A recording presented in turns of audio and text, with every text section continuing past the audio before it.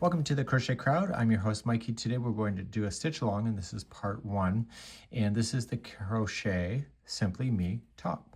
And so it's using Caron Simply Me luster. You can see the sparkle a little bit to it. It's going to keep you interested because how it's going to turn out is anyone's guess, in the sense that it gets exciting with how the colors will work out.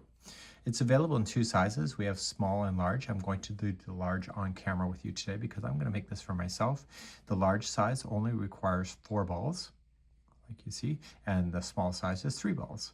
And so the difference pretty much is the length towards where it's going underneath.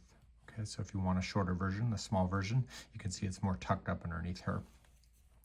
So we have the pattern available to you. As I mentioned, you can go to the video description, get this information if you don't want to hear me yap, and if I didn't say that already, then that's new information.